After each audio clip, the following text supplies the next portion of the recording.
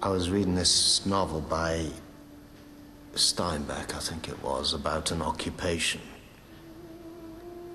How hard it is to occupy somewhere. Yeah, well, Tony would like to make Iraq a better place. Deputy Speaker, I beg to move the motion standing on the order paper in my name and those of my right honourable friends.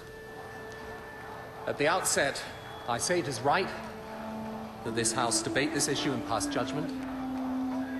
That is the democracy that is our right, but that others struggle for in vain. I'm going to ask the Speaker to take my name off the list. I hope nothing will come out.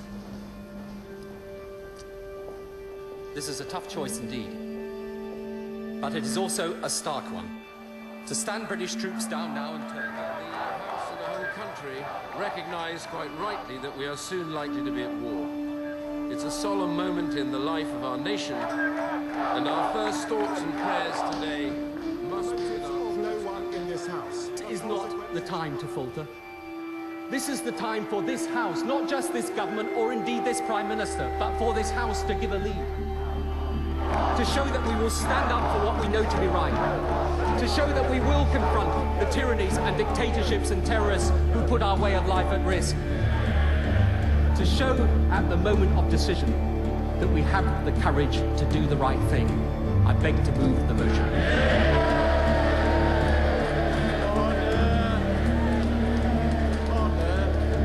All right, Anne. Let's go. Time to vote.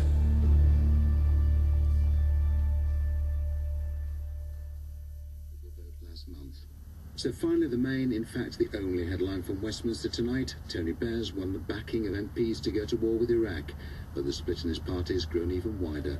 I'm David Wilby, the editor was Keith McDougall, and that was Today in Parliament.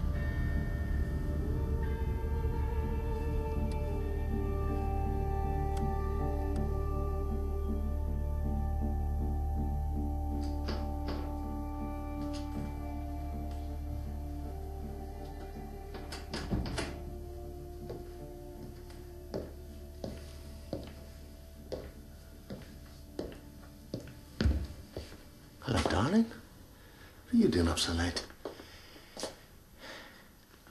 Where's Mummy? She gone to bed? You voted for the war, didn't you? You've got school tomorrow. You voted for. Why can't you just admit it? You voted for. Admit it. Go on.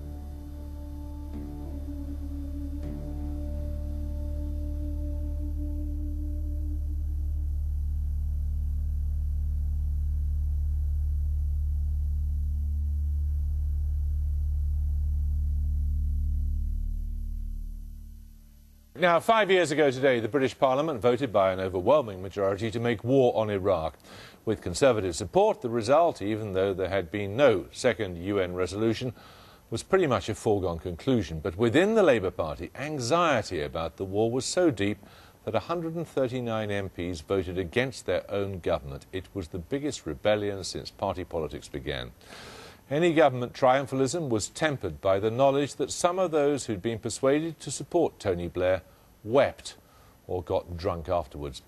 In a moment, I'll be talking to the two Labour MPs who featured in tonight's episode of 10 Days to War, but first a reminder of the drama. Here's Anne Campbell, played by Harriet Walter, with the Trade and Industry Secretary, Patricia Hewitt. If we got a second UN resolution, I'd be voting with you, but we can't go against the entire international community. I have to say, I think you're being a bit self-indulgent, really. I think I could overlook that. I know you don't mean it personally either. It's politics. And I'm not going to let it spoil an old friendship. Well, earlier I spoke to both the MPs portrayed in the drama, Anne Campbell, whom you just saw, and Paul Stinchcombe, the other MP around whom the drama was built.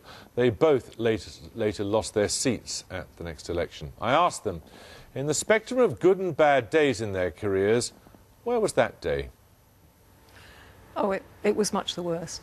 It was much the most difficult, I think it's the most difficult day of my life. The most difficult day of your life? What about you? Yes, the most difficult day, the darkest day of my entire life. I can't imagine that it can possibly be a darker day in the future. Why?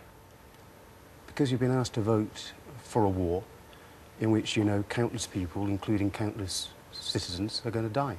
Civilians, as well as military people. I mean, that weighs fairly heavily on one's conscience. And for you, it was the first time you'd voted against the government, wasn't it? Yes, it was. And, you know, people think that perhaps it was the job I was worried about. It wasn't the job. It was to do with being part of a team and the friendship and all those other things. But at the end of the day, my conscience just would not let me vote with the government on this occasion. Patricia Hewitt described in an interview the decision that you'd come to as a bit self-indulgent. Well, that's politics, isn't it? And, you know, we had a conversation about it afterwards, but it was a private conversation. And we're still good friends. Did you think it was self-indulgent? No, I don't think it was self-indulgent. I spent a lot of time talking to people in the constituency, talking to colleagues in Parliament, and I did consider it very carefully before I made up my mind. There was nothing self-indulgent about it. It was a really hard thing to do. You, of course, had voted against war in a previous vote in February, hadn't you? Yes. And on this occasion, you eventually decided you would support the war. What had changed? What caused you to change your mind? The first vote was on an amendment that said that the time for war had not yet come. And the government was at that time saying that Saddam could still comply with the UN resolutions. So it seemed to me to be pretty obvious that the time for war simply hadn't come. The second vote, by that time, the war was going to happen anyway. I mean, it didn't matter what I voted. It didn't matter if the whole of the Labour Party had voted against the government. There would still have been a war. It would have been a Bush and Sharon war. And I asked myself the question as to whether I thought that world peace would be better if Bush was allowed to go alone with Sharon, or better if we were in Basra instead. And I came to the conclusion, right or wrong, that it would be better if we were there. How did your constituents react? When I voted against the government on the first occasion, I was clapped in the street by strangers. People come up to me to congratulate me.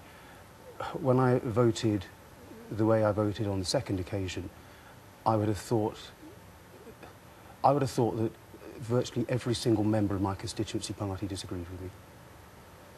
Was your experience presumably the reverse of that? Was it people in your constituency who were pleased you voted as you voted? Yes, they were absolutely thrilled that I had.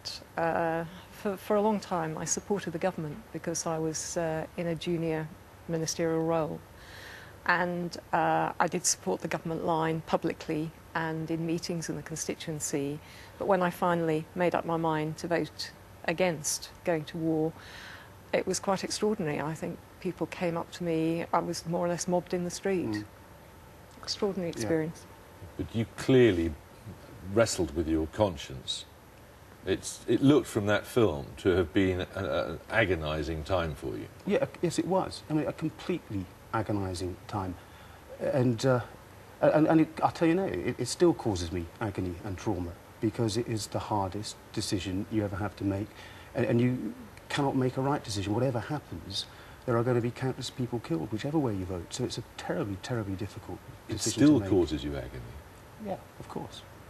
Of course. I mean, you don't abandon conscience when you go into the lobbies, and you don't abandon conscience when you leave Parliament. It's always on your conscience. Whichever way people voted, whether they voted for or against the government, they would have weighed their views and weighed their opinions and weighed the information against their own conscience and against their own values, very conscientiously indeed. And I have to say, without pressure from the whips. You were treated with courtesy and respect and allowed to make your own mind up. But do you think you made the wrong decision? With the benefit of hindsight, probably. I mean, I'll tell you why. I mean, I still think the analysis about the UK and Basra was sound analysis. But what I didn't take into account properly was the veneer of respectability, international respectability I gave Bush. And if I had really weighed that in the balance, then I suspect I would have voted differently. Is that something you have in your conscience? Of course. I always will have. you're confident that when it came to the vote, you made the right judgment? Yes, I'm sure I made the right judgment. And I mean, it's still been terrible. And we're both very minor casualties, actually, of the Iraq War when one considers what happens. So, I mean, I think it's important to say that, to put it in perspective. And tremendous domestic tensions in your household. Well, I've got a family of children who have their own independent views and are not afraid to express them, and I'm proud of that. Has your daughter forgiven you yet? I'm not sure. Not on that one, perhaps. I mean, it's a pretty big ask to forgive a dad if he's voted for something so big with which you so fundamentally disagree. Thank you both very much. Thank you.